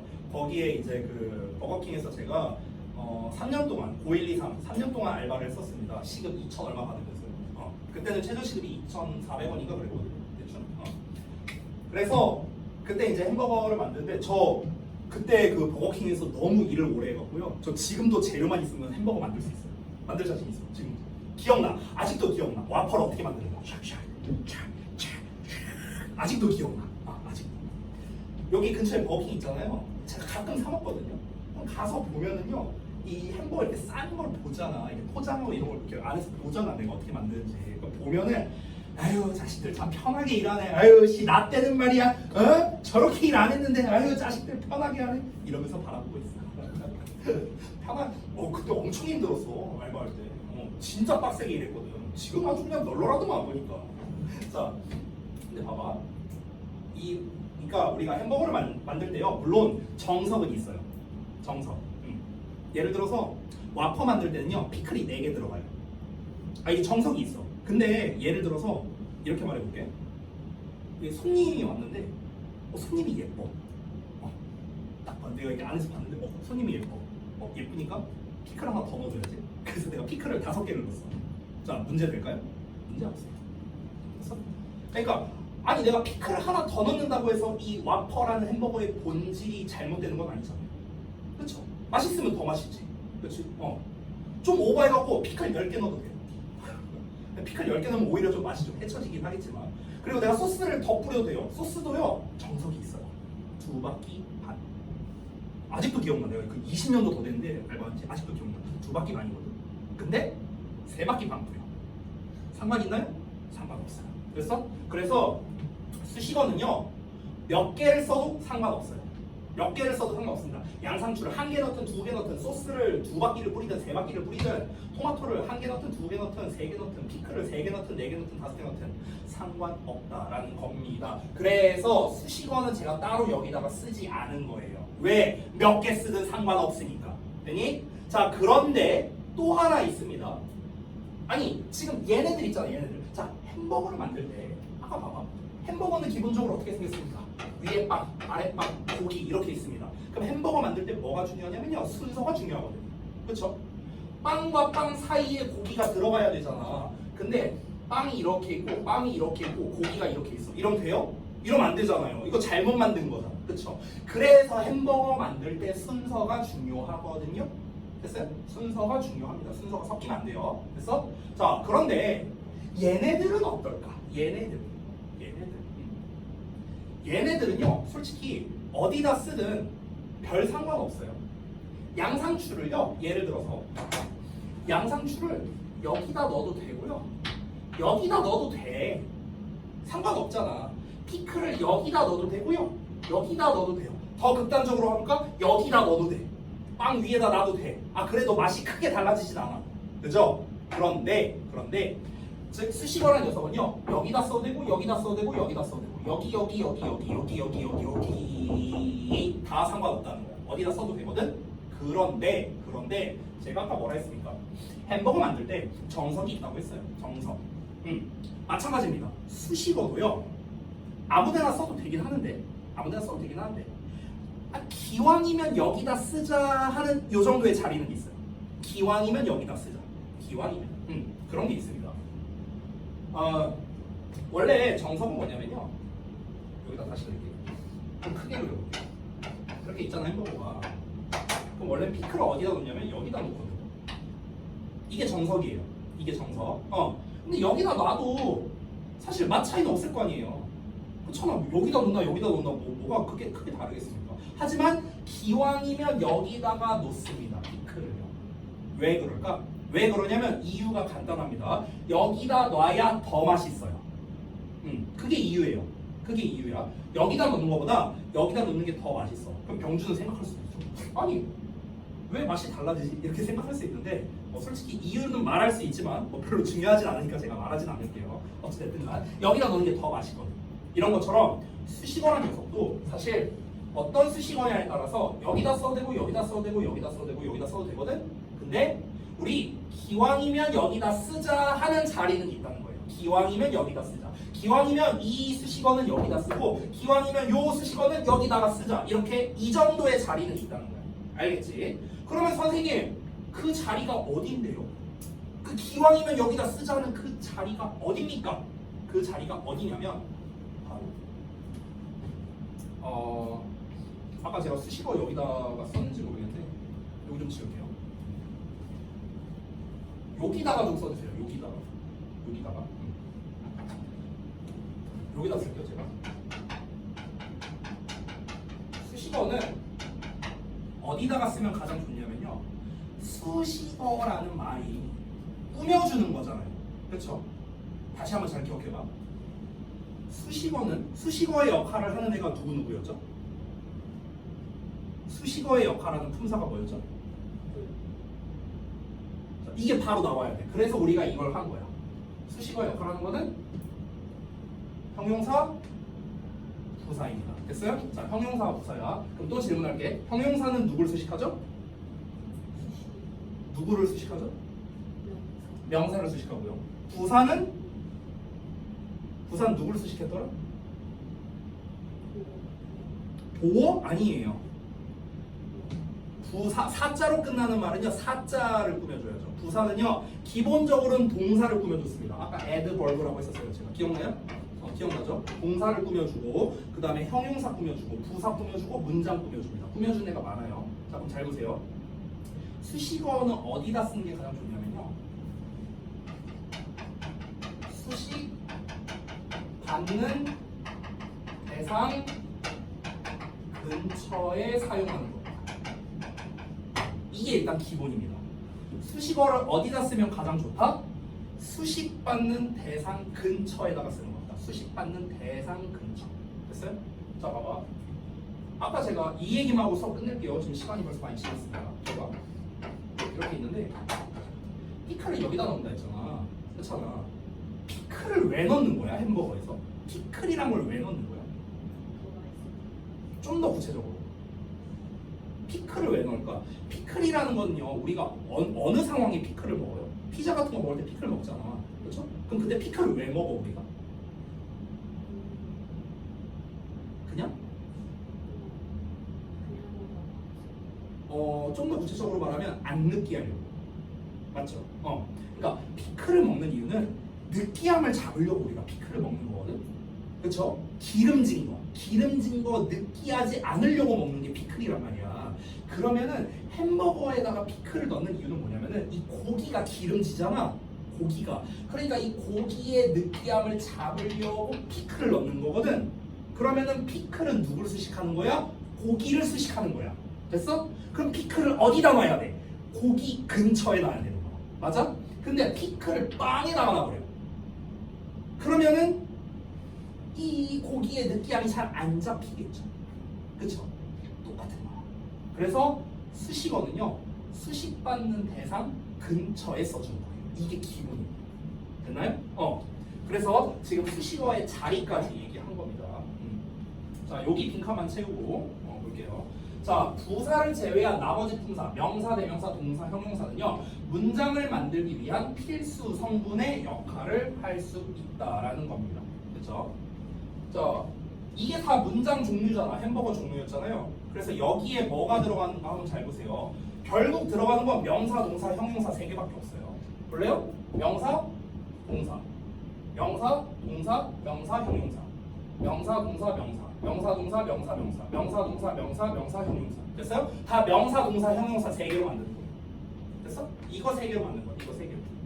그래서 이 문장 기본 햄버거 만들 때 필수 재료가 명사, 동사, 형용사 이 3개로 만드는 거다. 나머지는 다 부수적인 녀석이다. 이렇게 생각하면 되겠습니다. 됐죠? 자, 그래서 오늘 여기 9페이지 내용까지 쫙 한번 알아봤고요. 좀 길게 갔는데 다음 시간에 이 문장의 오형식 하면 이제 끝나거든요. 이 문장의 오형식이 이거예요. 이거. 그래서 이거를 조금 더 심도 있게 한번 알아볼 예정입니다. 됐죠? 자, 오늘 여기까지 하고 마치도록 하고요. 오늘 백지 테스트 분량이 좀 많아요. 9페이지까지잖아. 내용이 되게 많잖아요. 그렇죠? 그래서 이거를 5회 하기에는 조금 분량이 많으니까 제가 2회 정도만 줄게요. 2회 정도. 알았죠? 그래서 1에서 9페이지까지 이 백지 테스트 2회 해오시면 되겠습니다. 2번 하는 거예요. 그리고 1 테스트도 여기까지 볼 겁니다. 다음 시간에. 알겠죠? 오늘 아주 잘 봤는데요. 오늘과 같은 결과가 나오면 아주 좋을 것 같아요. 됐죠? 자, 여기까지 하고 마치도록 하겠습니다. 수고했고요. 자, 저기 테스트룸으로 이동하셔서 단어 시험 보시면 돼요.